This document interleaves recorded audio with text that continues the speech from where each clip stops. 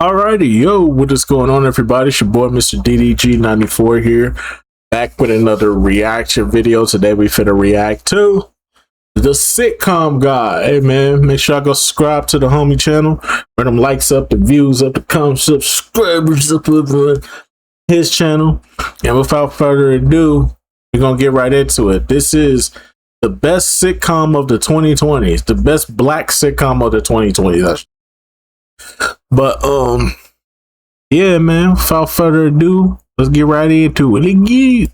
So the Upshaws just wrapped up its final season back in January, and yeah, I know I'm a little late to the party here, but I just finished the show a couple of weeks ago, and there really might not be a better time to talk about the show because everybody's kind of had some time to marinate on it. It's been out for a while now, and I think we're finally far enough away from it where we can kind of look back at the series as one complete story and judge it in its entirety. So I've been going back through specific episodes and watching a lot of behind the scenes footage, checking out interviews, and really trying to comb through everything this show was able to do and accomplish. And after sitting with that for a little while, I just genuinely cannot stop thinking about this show, man. It is just so damn good. And you know what makes that so interesting is that I feel like I don't hear enough people talking about it. Any of the reviews you see online are like from season one. Either way, it still had good numbers.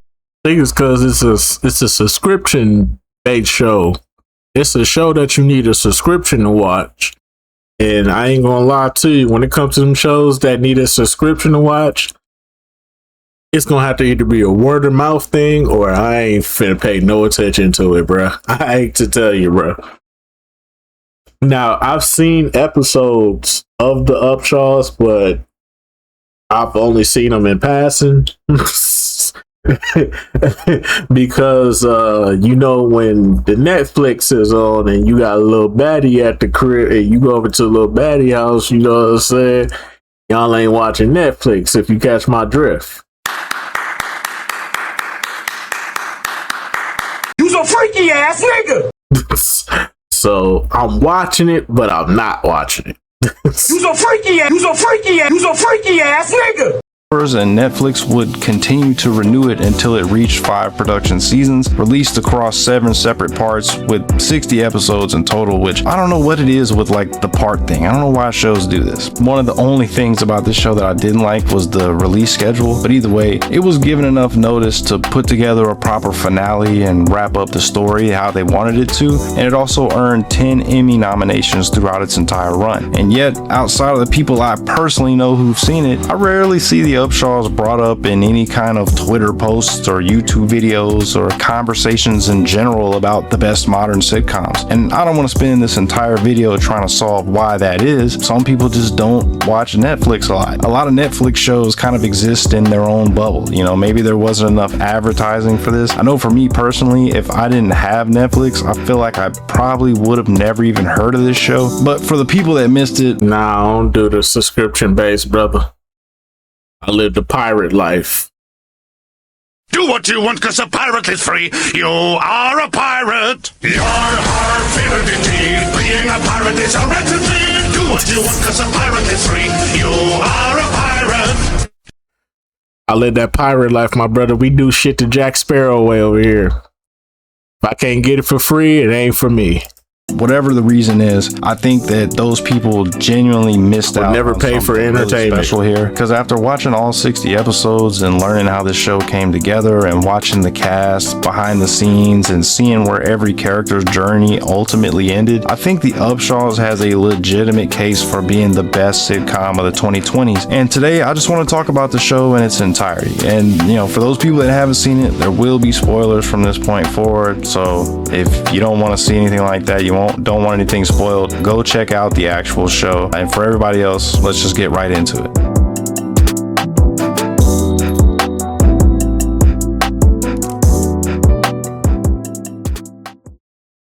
So according to interviews and production history from my research, the story of the Upshaws really began with Mike Epps. Mike wanted to make what he described to Wanda Sykes as a Norman Lear type production. The show centered around an ordinary working class black family in the Midwest, a family that wasn't rich but wasn't living in poverty either, just under their own very specific circumstances. Mike Epps, he wanted to meet with me, and he said, look, I want to do a sitcom about a black working class family in the Midwest. And when he said it sounded so like throwback. And then I said, well, wait a minute, where's that family? Like we don't see that anymore. It's like those type of shows just disappear. We just, just kept talking about it. And I was like, well, you're from Indianapolis.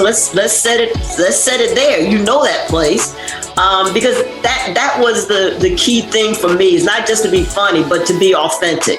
And that was the type of family that they wanted to represent. And, I really thought that they knocked that out of the park. Just a large, complicated, modern black family. And when I say complicated, I mean very complicated. Benny and Regina have their children together, but Benny also has another son with another woman. Bernard is Benny and Regina's oldest son, but Benny was largely absent during his entire childhood. And then, you got Lucretia over here, and she's just heavily involved in everybody's business, whether it's financially, emotionally, whatever. She just spent years helping Regina hold that family together. And there are just a lot of moving parts here. And Mike Epps bringing his Indianapolis perspective into the show is a huge part of what makes the setting feel fresh, at least in my opinion. Now, the show was actually filmed in California because, of course, but creatively, Indianapolis is baked into the entire personality of the show. Benny owns this neighborhood garage that Lucretia helped him buy years ago. And the family, they're just kind of regular people for the most part. So, Netflix officially ordered this multi-camera series in August 2019. Wanda Sykes and veteran television writer Regina Hicks are the credited co-creators and showrunners, with Mike Epps serving as star and executive producer. The legendary Kim Fields joined the series in 2020, and then the larger family cast came together after that, and The Upshaws officially premiered in May 12th of 2021. One of my favorite things about The Upshaws is that it is unapologetically a traditional sitcom. It has the multicam presentation, the live studio audience, the recurring sets, and the ensemble cast that's just hilarious. It speaks the same basic language as all the great classics, right? All of these old school sitcoms have this exact style, and you know exactly what I'm talking about. And in the 2020s, I feel like that style is not very prevalent, and it's one of the things that makes this show really stand out. A lot of the mainstream sitcoms receiving attention today are single cam comedies or workplace or mockumentaries, very much like The Office archetypes, right? And I'm not saying that those shows are bad at all. Shows like Abbott Elementary, I love that show. It's clearly one of the best sitcoms of this era. But Abbott Elementary is using a completely different visual and comedic language. The Upshaws is trying to be a traditional family sitcom in the most recognizable old school sense of the style. But it still never feels like it's trapped in old tropes or anything like that, right? This is where I have to give Netflix a lot of credit for the breathing room that they allowed this show to have. Because The Upshaws is rated TV-MA, these characters use every cuss word in the book. They openly talk about things that you just wouldn't hear on a normal sitcom, in my opinion. And I think all the profanity and things like that, they're not just funny for the sake of being funny. It works because it makes the family feel less filtered. Think about all these classic sitcom families we've watched over the years, and ask yourself, do we really believe none of these people ever cussed inside of their own home? Of course they were. They just didn't want to show that on TV. And because The Upshaws was made for Netflix, it could keep the structure of a classic family sitcom while letting its adults sound like actual adults. A lot of streaming comedies use their extra freedom to be a little bit more cinematic, or maybe add a little bit more drama to the story. But The Upshaws use that freedom to make the traditional sitcom feel a little bit more authentic. And I think a lot of modern shows behave as though they have to break the traditional sitcom mold to make something relevant. Sometimes that formula just needs a couple new ingredients to it, and those ingredients would not have worked nearly as well without the cast that they put together. And speaking of the cast, this cast is ridiculous and star-studded. Mike Epps as Benny, Kim Fields as Regina, Wanda Sykes as Lucretia. This alone is an insane big three to build a sitcom around, but the newer faces were great too. Jarmel Simon playing Bernard, I thought he was one of the standout actors of this series, along with, you know, Kylie Spraggins. I'm sorry if I butchered that name, as Aaliyah. I thought she was great. Diamond Lyons as Kelvin, very, very good, especially as teenage actors. I thought they really did well in their spots. And Journey Christine as Maya, you know, she was really young in this show, and I think she deserves a lot of credit for being as good of an actor as she was at such a young age. I mean, it was pretty impressive, honestly. Most kid actors are really like stiff and awkward, but I thought she really leaned into the role and nailed it. And Gabrielle Dennis as Tasha, you know, I loved her in this role. Tasha could have easily become a one-note baby mama kind of character, but instead she has her own personality and her own growth through the series and her own importance. In my opinion, I feel like she brought a little bit of that Tashina Arnold energy, if you know what I mean. Obviously not imitating her, but I don't know, she was just kind of giving off those Tashina Arnold vibes to me. I don't know. I thought she was great in this role, and that is one of the biggest strengths of this entire series, is that everybody feels important, and even when a character is not at the center of the episode, they still feel connected to the ongoing evolution of the family in most ways. Kim Fields repeatedly described this show as lightning in a bottle, and after watching the behind the scenes footage and hearing the cast talk about each other, I completely understand what she meant. Anybody can start with a great premise, they can have talented writers, they can put together a cast full of individually funny people, but you cannot manufacture the type of chemistry that a cast like this has. Their chemistry allowed the series to go from extremely funny to genuinely emotional without either side feeling unnatural or anything like that. If you were watching the early advertising or anything like that, the trailers for the show,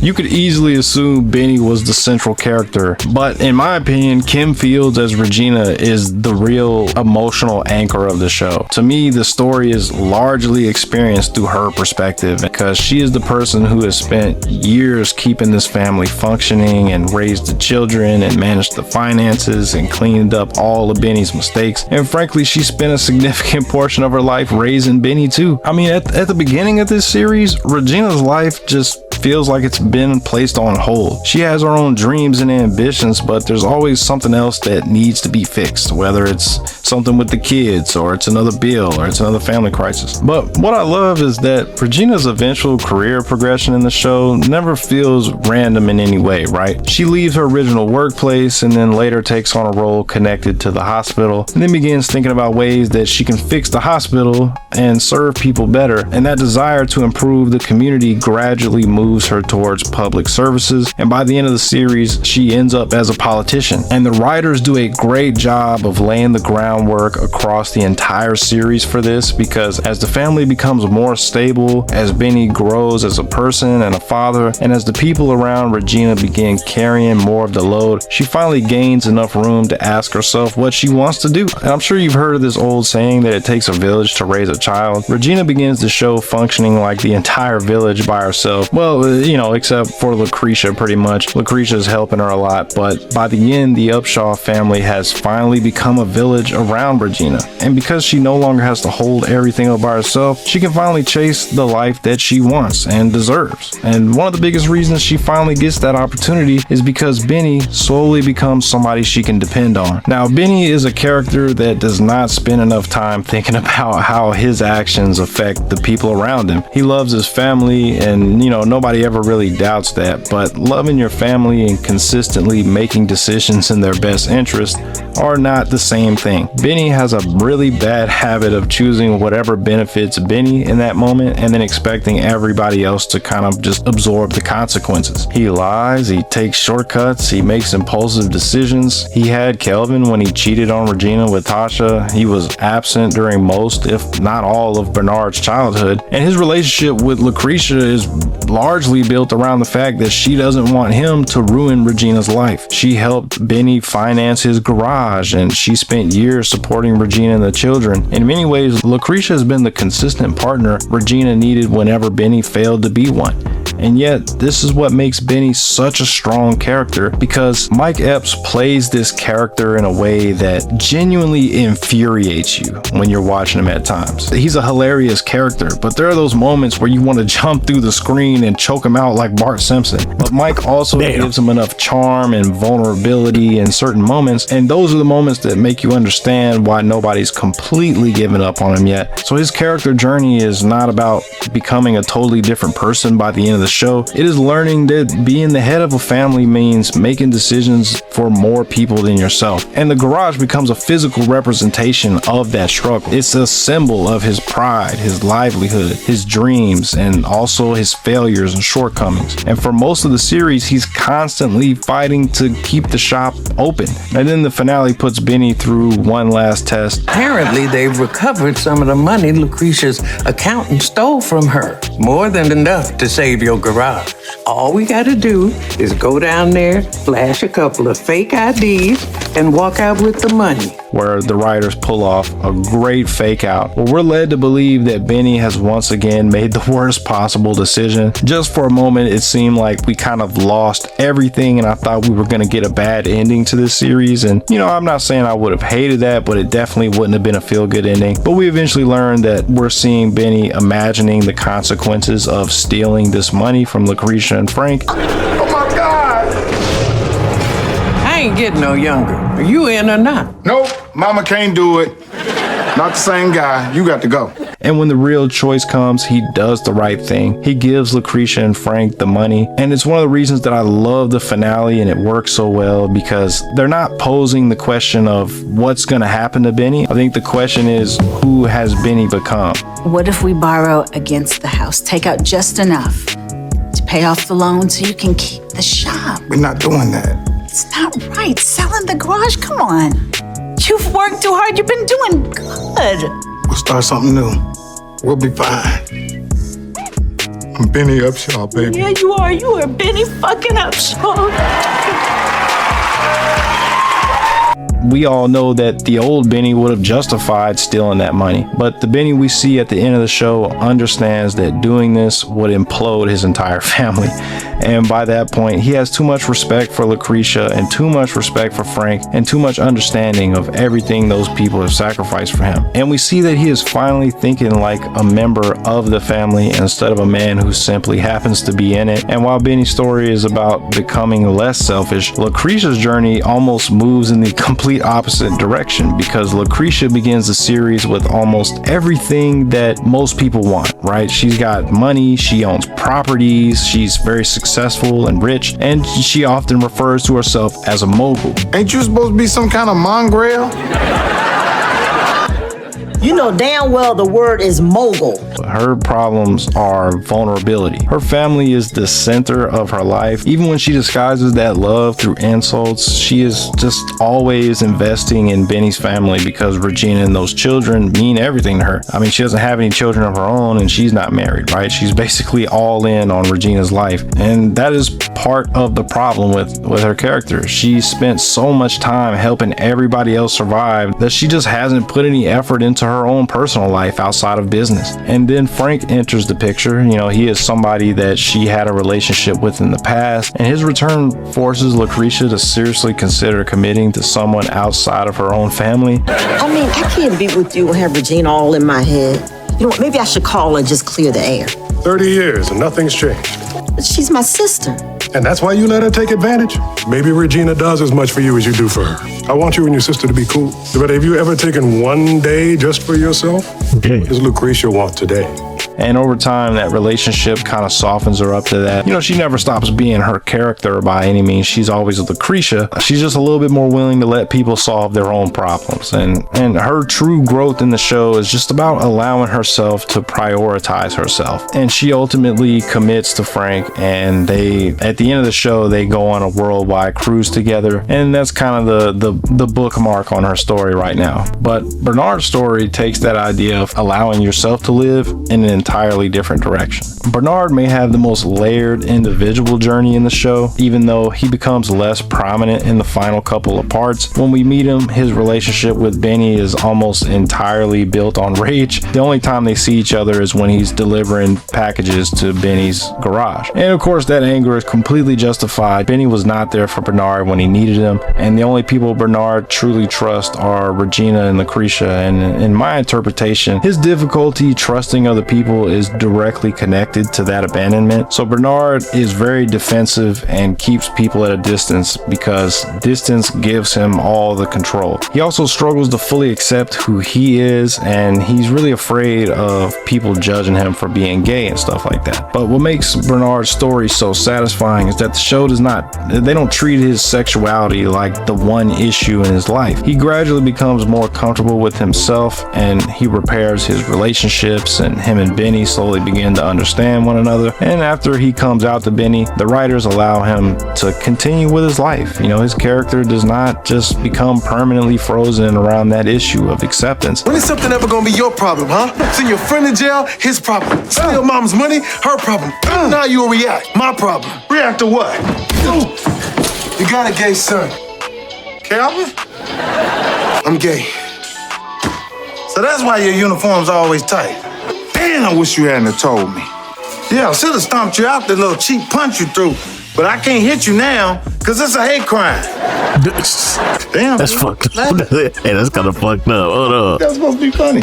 Wait, so you cool? I'm cool. What kind of father you think I am? I don't care who you with. I still love you, son. Once we see Bernard find that peace with himself, he starts pursuing larger goals. He tries to open his own gym, and it ultimately fails, but I like that the writers wrote it that way, because obviously I don't want Bernard to fail, but not everybody that follows a dream is instantly successful. Sometimes you take the risk and put in the effort and it just doesn't work out. And the important part is that Bernard just becomes someone that's just willing to give it a shot and not be afraid to fail. The only real weak point with Bernard's character to me is that they basically introduced that he has a daughter that he didn't know about, and he just willingly accepts this knowledge without any kind of DNA test or anything like that. It was one of the most stupid things that I've seen in the show, to be honest, and probably the only bad writing decision that I could think of, just because just his daughter's character in general is not a big part of the show at all. And as I was writing the script, I completely forgot about her even being a part of the show. You know what I mean? So it just felt like that was probably the only wasted storyline in the entire show. But while Bernard grew up dealing with an absent father, Kelvin enters the series at an age where Benny still has an opportunity to do better. Kelvin is Benny's other son with Tasha, and his journey is another example of the family gradually becoming a village, because when we first meet Kelvin, he does not have enough structure at all. In the opening episode, he's 13 years old and he's out there shooting dice with older guys and making beer runs for them. Even Benny is disturbed when he finds out that this is happening, and it becomes very clear to him this kid does not have enough guidance or direction. Hey Kevin, go down and grab me a pack of cigarettes and a bottle of Crown. Keep it changed. Hold up, nigga. How you gonna send my kids down to the liquor store to get a bottle of Crown and some cigarettes? The boy is 13.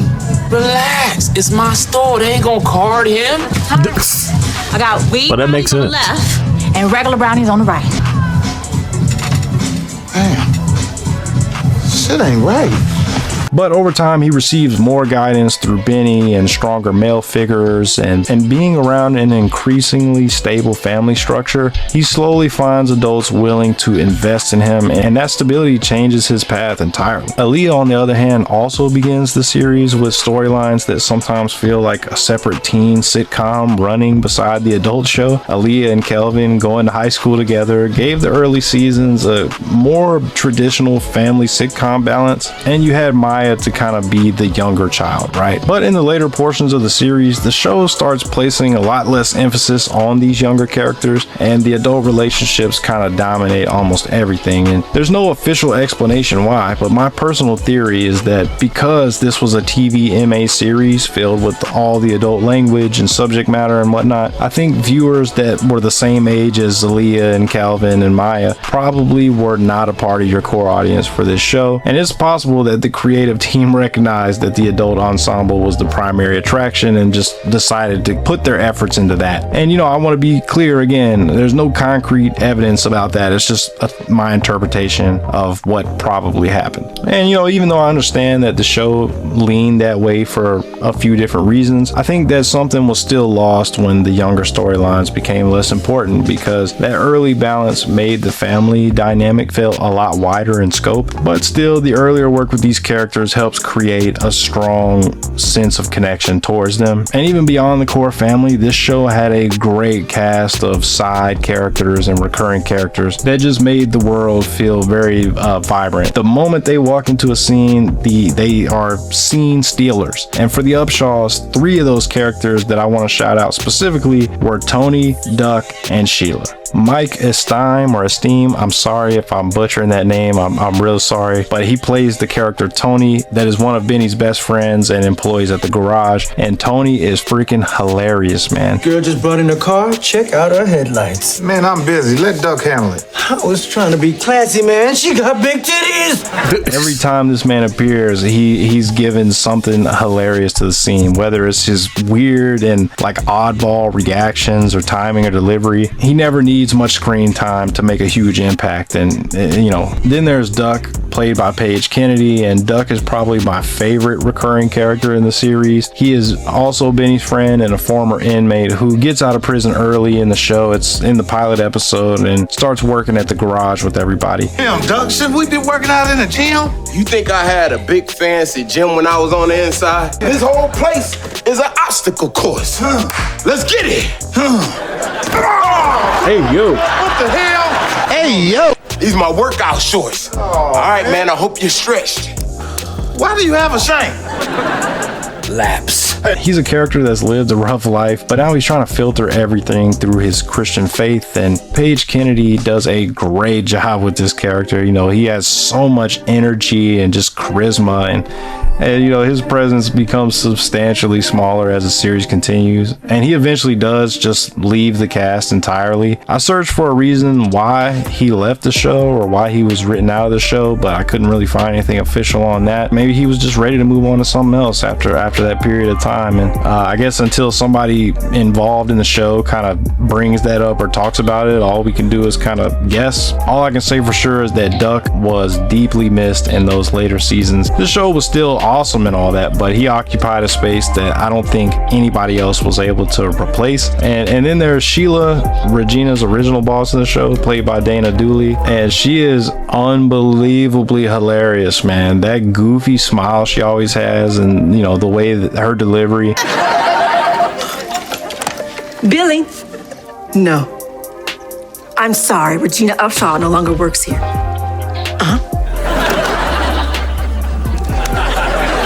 The way that I quit was unprofessional. Well, it takes a big woman to admit she was insane. Part of why I came is I may have a job opportunity for you. At Mercy General? No, that ship has sailed. Damn. It's a chief administrator position. As soon as I heard about it, I thought of you. I don't even know where the inspiration came for that character, but it is hilarious, man. I loved Sheila's character so much, and I wish she could have been a part of the show more. After Regina leaves her original job, she still makes a few more appearances later in the show, but it's characters like these that help create such a dynamic world. And that's not even mentioning like Glodine or Davis or whatever. Like, these are all great characters, and because these characters were coming in and out and constantly evolving and changing, the show never felt like it was stuck repeating the same situations, which I'm a huge fan of. This show was extremely well paced. I mean, I never felt trapped in one storyline or one conflict or one season for way too long. It wasn't like the writers just found one successful situation and then tried to repeat it until there was nothing left. The show was always moving and changing, but it also never moved so quickly that the important relationships resolved before we had time to invest in them. I mean, they just really timed everything perfectly with that. And overall, the place where these characters begin in season 1 is miles away from where they are at the end, and that's emotionally, mentally, in terms of their relationships and what they want from life. Each stage lasts long enough for us to become invested before the show naturally moves into the next one. Regina's professional ambitions develop over time. Benny's relationship with Regina, Bernard, Calvin, Lucretia, they all develop. Lucretia and Frank take a little bit of time to get their stuff going, and the family's financial problems do not disappear disappear because they luck out in some way. The garage remains unstable for most of the series, and by the end, Benny ends up losing it, which I thought was really symbolic because the shop represented who the old Benny was to me, and losing that allowed him to have a new beginning. And that new beginning only matters because the series was patient enough to let the garage mean something first. I mean, you had 5 seasons of being with the garage, so when he loses it in the end, it really does weigh heavy on you as a viewer. And one of the easiest mistakes that I think a serialized sitcom can make is exhausting all of its major conflicts too early. Once everybody's forgiven everybody or achieved every dream or resolved every relationship, the writers got to start manufacturing like new problems to keep the show alive. And that always reminds me of a show like Alf that shot off all its ammo in the first 2 seasons, and in the last 2 seasons they were struggling with their creative decisions, right? Because they didn't leave a lot to work with. They weren't patient enough. But the Upshaws were patient all the way through, and it allowed relationships to improve. It allowed characters to achieve things, and that's why the show remains comforting without being static. Most traditional sitcoms ask you to spend time with the same characters every week, and the Upshaw asks you to grow with them. This is not the story of one person becoming better. It's a story of a family becoming one cohesive unit. By the end, nobody's life is perfect by any means, but they're all in a great place, and I think they're all better equipped to face hardships together when those things happen. So, I mean, in conclusion here, all in all, when I started thinking about this video originally, it was all centered around the idea that The Upshaws was one of the best sitcoms of the 2020s, and I still believe that to be the case after all my research. And in an era dominated by single cam comedies and mockumentaries and shows that appear to be embarrassed to embrace the traditional sitcom format, The Upshaws unapologetically committed to that and did not simply imitate the past. They modernized the language, they modernized the family structure. It represented something fresh and universal. It gave every major character an individual journey. It built one of the deepest supporting casts I've ever seen in a sitcom, and it understood when to let situations breathe and when it was time for the story to move forward. And most importantly, it never lost the warmth or comfort or laughter that make people return to a great sitcom over and over again. That is what made The Upshaws so special. And now that the story is finished, I don't think the conversation should stop at whether this is the best sitcom of the 2020s. I think we might be selling it short there. I genuinely believe that The Upshaws is actually one of the greatest sitcoms of all time. And I learned that life imitates art. And when you put out good work, that's a mirror to and a reflection of human beings' lives. You help people live, you help people grow. This is an engine, and without one bolt, the engine can't ride. You witnessed lightning in a bottle tonight, and every time that you watch us on Netflix, lightning in a motherfucking bottle. Alrighty, man. That's just gonna about do it for this one, most definitely, man. Hey, like I said, I've seen it in passing. It seemed like it had really good writing to it. Like from the 5 episodes that I saw. I don't know what season they were, but I saw like 5 episodes of it. Like I said, I was watching it, but I wasn't watching it.